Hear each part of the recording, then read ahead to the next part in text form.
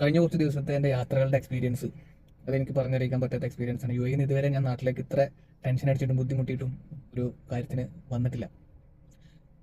അവിടെ വാർ സിറ്റുവേഷൻസ് ഇങ്ങനെ വേരിയേഷൻസ് വന്നുകൊണ്ടും അതുപോലെ മഴ പെയ്ത് വീട്ടിൽ വെള്ളം കയറി ടോട്ടലി ഒരു ബ്ലാങ്ക് ആയിട്ടുള്ള രീതിയിലായിരുന്നു പോയിക്കൊണ്ടിരുന്നത്. അത് എനിക്ക് ചെക്കപ്പിന് പോയപ്പം ഇപ്പോഴത്തെ സിറ്റുവേഷൻ കാരണം ഡോക്ടറുടെ ഒപ്പീനിയൻ പോകണോ, എന്താണ് ഇവിടുത്തെ കാര്യങ്ങൾ, ആരെങ്കിലും ഇല്ലാതെ ഹാൻഡിൽ ചെയ്യാൻ പറ്റുമോ എന്നൊക്കെ ചോദിച്ചപ്പോൾ എൻ്റെ മൈൻഡ് ടോട്ടലി ഔട്ടായി പോയി.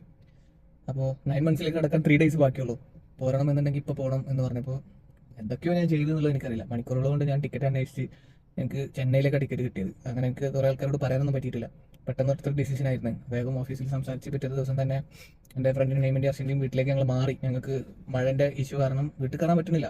ഡെയിലി വീട്ടിൽ പോകണം, ഇത് വൃത്തിയാക്കണം, എന്നിട്ട് നമുക്ക് ബാക്കി കാര്യങ്ങൾക്ക് പോകുള്ളൂ. അവർ വീട്ടിലേക്ക് മാറി ടിക്കറ്റും കാര്യങ്ങളൊക്കെ അവർക്ക് അടുത്തുനിന്ന് ഒക്കെ സെറ്റ് ചെയ്ത് ഞങ്ങൾ രാവിലെ ഇറങ്ങി. രാവിലെയും പെരുമഴയാണ് ഇറങ്ങുന്ന സമയത്ത്. എന്നിട്ട് പിന്നെ റിനാസിനെ കൊണ്ട് 4x4 ഈ വണ്ടിയിലൊക്കെയാണ് ഞങ്ങൾ എയർപോർട്ടിലെത്തി. എയർപോർട്ടിലെത്തിയിട്ടും ടെൻഷൻ തന്നെയായിരുന്നു. അവിടുന്ന് എന്താ പറയുക, ഇത് വന്നു അലേർട്ട് വന്നിട്ട് അസംബിൾ പോയിന്റിൽ പോയി കുറേ സമയം വെയിറ്റ് ചെയ്ത് അതിന് ശേഷമൊക്കെയാണ് ബോർഡ് ചെയ്തത്. അങ്ങനെ ഞങ്ങൾ ചെന്നൈയിൽ വന്നിറങ്ങി. ചെന്നൈയിൽ 2-3 ദിവസം മുന്നേ വന്നിറങ്ങിയിരിക്കണ്. വീട്ടിൽ കുറച്ച് കാര്യങ്ങൾ മാത്രമേ ഇൻഫോം ചെയ്തുള്ളൂ. ഇങ്ങനെ ബുദ്ധിമുട്ടാണ് എന്നുള്ള കാര്യങ്ങളൊന്നും പറഞ്ഞിട്ടുണ്ടായിരുന്നില്ല.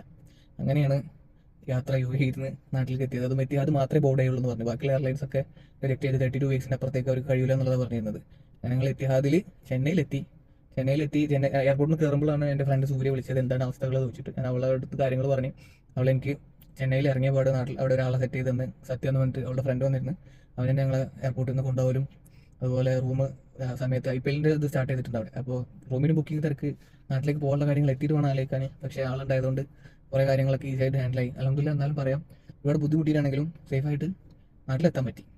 അപ്പോൾ അതുകൊണ്ട് തന്നെയാണ് കുറേ ആളുകളുടെ ഫോൺ എടുക്കാൻ പറ്റാഞ്ഞത്, മെസ്സേജ് അയക്കാൻ പറ്റാഞ്ഞതൊക്കെ. ഒരുപാട് മെസ്സേജ് വരുന്നുണ്ട്. കുറേ ആൾക്കാരൊക്കെ താഴെ പോയിക്കാം. അപ്പോൾ ഇനി എന്തായാലും നാട്ടിലെ കാര്യങ്ങളൊക്കെ ഞാൻ ഫ്രീ ആയിട്ട് കുറച്ച് ദിവസം കഴിഞ്ഞിട്ട് എല്ലാവർക്കും അപ്ഡേറ്റ് ചെയ്തിട്ടുണ്ട്.